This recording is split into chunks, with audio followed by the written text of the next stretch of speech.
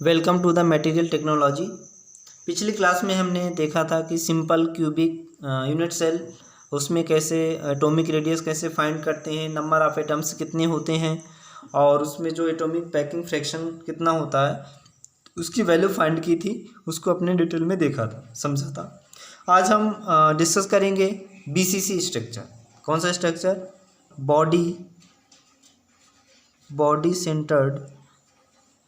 Body centred cubic unit cell. Cubic BCC बोलते हैं इसको, शॉर्ट फॉर्म में बीसीसी यूनिट सेल। हो जाएगा body centred cubic unit cell, BCC. तो जैसा कि अपने सिंपल क्यूबिक यूनिट सेल में भी अपन ने फाइंड किया था, वो क्यूबिक सिस्टम है तो इस ऑब्वियस सी बात है इसमें एक क्यूब होगा और जो एटम्स का अरेंजमेंट होगा वो अलग अलग होगा। जैसे सिंपल क्यूबिक यूनिट सेल में जो एटम्स एग्जिस्ट कर रहे थे वो जो आपका क्यूब था उसके कॉर्नर्स पे एग्जिस्ट कर रहे थे। तो इसमें बट जो आपका बीसीसी स्ट्रक्चर है इसमें आपको क्लियर पता चल रहा है कि क्या लिखा है इसमें, body centred cubic unit cell. तो इसमें बॉडी सेंटर्ड मतलब उसके कॉर्नर्स पे तो एटम्स होंगे ही होंगे, साथ में उसके बॉडी जो होगी, पूरा जो क्यूब होगा उसके एक सेंटर होगा, उस बॉडी के सेंटर पे भी क्या होगा, आपका एटम क्या करेगा, एग्जिस्ट करेगा। ठीक है, तो अपन बीसीसी की बात कर लेते हैं, एटम्स का अरेंजमेंट कैसे होगा। तो सबसे पहले इसको बना लेते हैं, क्यूब बनाते हैं।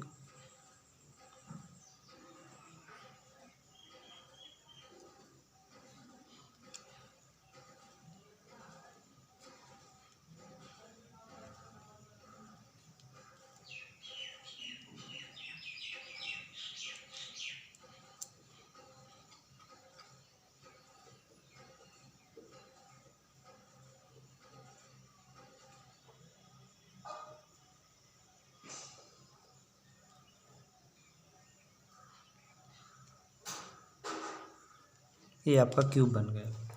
अब इसमें से जो एटम्स होते हैं वो आपके कॉर्नर्स पे हो ही जाएंगे।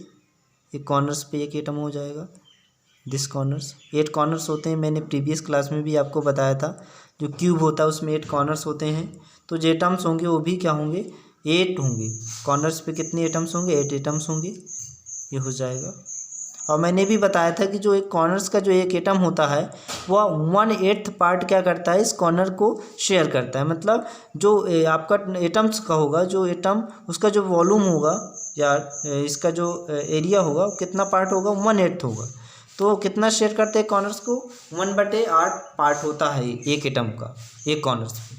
तो और इसमें ये हो जाएगा आपका सिंपल यूनिट क्यूबिक सेल में आपने देखा था सभी कॉर्नर्स पे होते हैं, बट बॉडी सेंटर्ड में एक इसमें अलग से होता है। तो यहाँ पे एक बॉडी के सेंटर में हो जाएगा, एक एटम कहाँ पे हो जाएगा, बॉडी के सेंटर पे हो जाएगा। ठीक है, ये हो जाएगा। अब इसमें यदि नंबर ऑफ एटम्स की बात करें, if we find out the number of the atoms, हो जाएगा आपका नंबर ऑफ एटम्स कितने हो जाएंगे बीसीसी स्ट्रक्चर में, ये हो जाएगा 1/8। मतलब कॉर्नर्स के एटम्स 1/8 पार्ट होता है, तो इंटू 8 कॉर्नर्स है तो 8 हो जाएगा। और प्लस आपका एक जो बॉडी के सेंटर में होगा तो वो स्फीयर फॉर्म में अपन अस्यूम करते हैं कि जो आपका एटम्स होता है स्फीयर फॉर्म में होता है। तो जो आपका एटम्स होगा सेंटर में वो क्या होगा, पूरा का पूरा अंदर ही रहेगा, क्यूब के अंदर रहेगा। तो हम उसे पूरा एक एटम अस्यूम करेंगे, पूरा एक एटम हो जाएगा तो एक 1 हो जाएगा। तो यहाँ से 1 से 1 कैंसिल हो जाएगा, तो हो जाएगा यहाँ पे कितने एटम्स आ जाएंगे, 2 एटम्स आएंगे। तो जो नंबर ऑफ द एटम्स होते हैं बॉडी सेंटर्ड क्यूबिक सेल में वो कितने होते हैं, 2 होते हैं। कितने होते हैं, 2 होते हैं। ठीक है, तो यहाँ से हमने फाइंड कर दिया number of atoms in a body centred cubic unit cell. अब हमें क्या निकालना है, atomic radius. Now we will find out atomic radius. ठीक है, now we will find out atomic radius. जैसे कि अपन ने सिंपल क्यूबिक यूनिट सेल में देखा था कि एटॉमिक रेडियस कैसे फाइंड करते हैं। ठीक है, नाउ इसमें एटॉमिक रेडियस कैसे फाइंड करेंगे, क्यूब आपको दिख रहा है। ठीक है, तो ये मान लेते हैं एक एटम आप यहाँ पे होगा तो ऐसे एग्जिस्ट करेगा, ये कैसे हो जाएगा, 1 मिनट।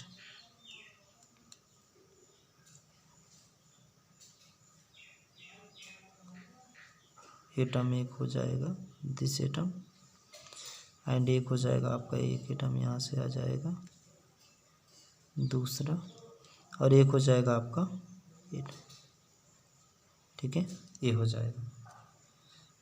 तो यहाँ से आर हो जाएगा, ये डिस्टेंस हो जाएगी आर, यहाँ से यहाँ, और ये 2r हो जाएगी, r प्लस r, और यहाँ से यहाँ तक की हो जाएगी, ये हो जाएगी ए आर हो जाएगी। तो इसका डायगोनल की बात करें तो जो आपका क्यूब है उसका जो डायगोनल बन रहा है, तो डायगोनल हमें पता है कि यदि साइड इसकी ए है, if the side of the cube is a, then diagonal should be equal to √3a। तो डायगोनल ऑफ क्यूब ये कितना होता है आपको पता है, ये होता है √3 into side of the cube. ये क्या होता है, डायगोनल ऑफ द क्यूब होता है। तो यहाँ से यहाँ तक इसकी डायगोनली डिस्टेंस है, ये कितनी है, r plus r plus r plus r, कितने 4r है। तो ये किसकी इक्वल हो जाए, डायगोनल की इक्वल हो जाएगी। तो यहाँ पे क्या उतना हो जाएगा, 4r इज इक्वल टू कितना हो जाएगा, √3a हो जाएगा। तो यहाँ से जो आपकी एटॉमिक रेडियस हो जाएगी, r इज इक्वल टू हो जाएगी √3/4, 4 नीचे आ जाएगा, इंटू ए हो जाएगी। ये क्या हो जाएगी, आपकी एटॉमिक रेडियस हो जाएगी। This is a atomic radius, ठीक है। तो यहाँ से एटॉमिक रेडियस कितनी फाइंड हो जाएगी, √3/4 into side of the cube. जो क्यूब की एज होगी, एज लेंथ होगी या फिर साइड होगी, साइड की जितनी लेंथ होगी वो मल्टीप्लाई कर देंगे इंटू √3/4। तो यहाँ से क्या हो जाएगी, एटॉमिक रेडियस फाइंड हो जाएगी। Now we will find out the atomic packing fraction of the BCC structure. तो BCC स्ट्रक्चर का अपन एटॉमिक APF फाइंड करेंगे, देन अपन देखते हैं डिटेल में कैसे फाइंड करेंगे। नाउ फाइंड करेंगे एटॉमिक पैकिंग फ्रैक्शन। एटॉमिक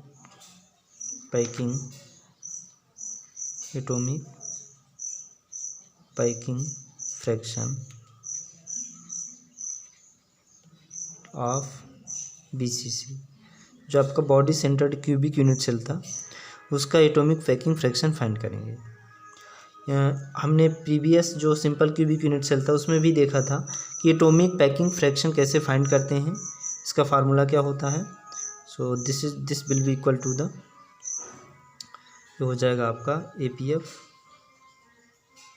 ये हो जाएगा, कितना हो जाएगा, APF की वैल्यू हो जाएगी यहाँ पर volume of atoms per unit cell to the volume of the total volume of the unit cell, total volume of the unit cell, ठीक है। तो यहाँ से हमें पता है वॉल्यूम ऑफ द एटम्स, तो volume of the atoms, number of the atoms is equal to हो जाएगा आपका number of atoms into number of atom into हो जाएगा आपका volume of the one unit cell, sorry volume of one atom to the total volume of the unit cell. तो वही cube का volume हो जाएगा, तो ए क्यूब हो जाएगा। तो यहाँ से फाइंड कर लेंगे, APF की वैल्यू हो जाएगी आपकी कितना, नंबर ऑफ एटम 2 है इन BCC structure into volume of the one atom कितना हो जाएगा, वही 4/3, स्फीयर मानते हैं अपन एटम को, तो 4/3 pi r³/a³, total volume of the unit cell.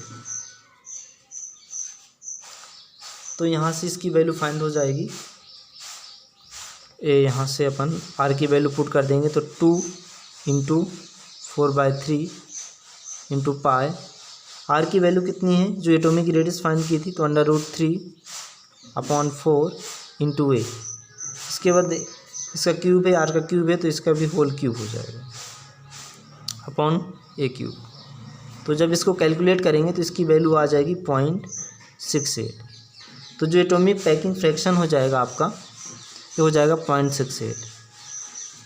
तो इससे क्या पता चल रहा है हमें, यदि हम इसे 100 से मल्टीप्लाई करें तो ये परसेंटेज में चेंज हो जाएगा। तो कितने परसेंट हो जाएगा? 68%। मतलब जो body centred cubic unit cell होता है तो उसमें जो पैक्ड जो एटम्स होते हैं या फिर उसका डेंसिटी जो होती है, डेंस कितने परसेंट होता है? 68% होता है।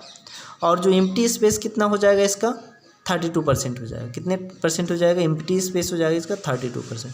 मतलब 32% में जो उसका वॉल्यूम होगा उसमें एटम्स नहीं पाए जाते। इट मीन्स दैट 32% उसका क्या होता है? एम्प्टी स्पेस होता है in case of the body centred cubic unit cell. अगर body centred cubic unit cell की एग्जांपल की बात कर लेते हैं, कौन कौन से मेटल्स या मटेरियल होते हैं जो बीसीसी स्ट्रक्चर शो करते हैं। तो यहाँ से अपन एग्जांपल देखेंगे। एग्जांपल क्या हो जाएगा? Example of the BCC structure ये हो जाएंगे आपके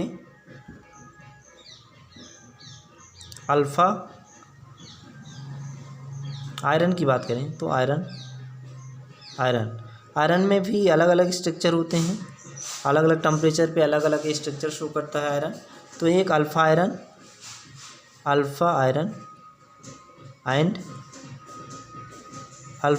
एंड हो जाएगा आपका डेल आयरन।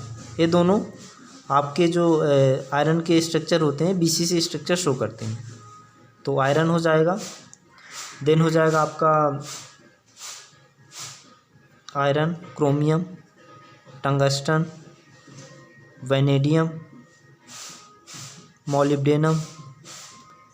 ये सब क्या होते हैं? क्रोमियम, टंगस्टन, वैनेडियम, मॉलिब्डेनम और आयरन में alpha iron and delta iron. ये सभी मेटल्स जो होते हैं क्या आपकी बीसीसी स्ट्रक्चर शो करते हैं। क्या शो करते हैं? BCC body centred cubic unit cell जो होता है वो इस किस टाइप के एटम्स इसमें पाया जाता है मेटल्स में। जैसे आपका क्रोमियम हो जाएगा, आयरन में भी alpha iron and delta iron, and आपका टंगस्टन हो जाएगा, वैनेडियम हो जाएगा, मॉलिब्डेनम हो जाएगा। तो these are the metals which shows the structure of the BCC structure. Okay, तो हमने इसमें देखा BCC body centred cubic unit cell में कि जो इसमें एटम्स होते हैं तो 8 कॉर्नर्स पे क्यूब के होते हैं। साथ में इसमें जो एक बॉडी के सेंटर में भी क्या होता है? आपका एक एटम्स होता है। क्या होता है? एक एटम्स होता है जो बॉडी के सेंटर पे क्या करता है? एग्जिस्ट करता है इन बीसीसी स्ट्रक्चर। फिर हमने देखा कि नंबर ऑफ एटम्स कितने होते हैं, तो नंबर ऑफ एटम्स इसमें 2 होते हैं। देन अपन ने फाइंड किया कि एटॉमिक रेडियस और जो आपकी यूनिट सेल की जो एज होती है, एज लेंथ होती है, उन दोनों में क्या रिलेशन होता है। तो इसमें आर की वैल्यू अपन ने फाइंड की, तो आर की वैल्यू होती है आपकी √3/4a। ठीक है। फिर अब हमने देखा कि एटॉमिक पैकिंग फ्रैक्शन क्या होता है। एटॉमिक पैकिंग फ्रैक्शन फाइंड किया तो उसका जो डेंसिटी थी या डेंस्ड या पैक्ड स्ट्रक्चर था वो कितने परसेंट था? 68% था। और जो उसमें ओपन स्ट्रक्चर या फिर बोला जाए एम्प्टी स्पेस था वो कितने परसेंट था? वो 32% था। तो ये बीसीसी स्ट्रक्चर थोड़ा उससे डेंस होता है। किससे? सिंपल क्यूबिक यूनिट सेल में। क्योंकि सिंपल क्यूबिक यूनिट सेल में जो पैकिंग या उसकी डेंसिटी थी, डेंस पैक्ड स्ट्रक्चर था वो कितने परसेंट था? वो 52% था। इसमें कितना 68% है। तो हमें इससे पता चल रहा है कि जो आपका बीसीसी स्ट्रक्चर होता है वो सिंपल क्यूबिक यूनिट सेल से क्या होता है? कुछ डेंस होता है। ठीक है। तो इसके एग्जांपल भी हमने देखे कि जो आपका body centred cubic unit cell होता है वो अल्फा आयरन होता है and delta iron, chromium, tungsten, vanadium and molybdenum. ये सभी क्या करते हैं? बीसीसी स्ट्रक्चर को शो करते हैं। तो thank you very much. I hope आपको ये चीज़ समझ में आई होगी। बीसीसी स्ट्रक्चर आपको समझ में आ गया। Thank you.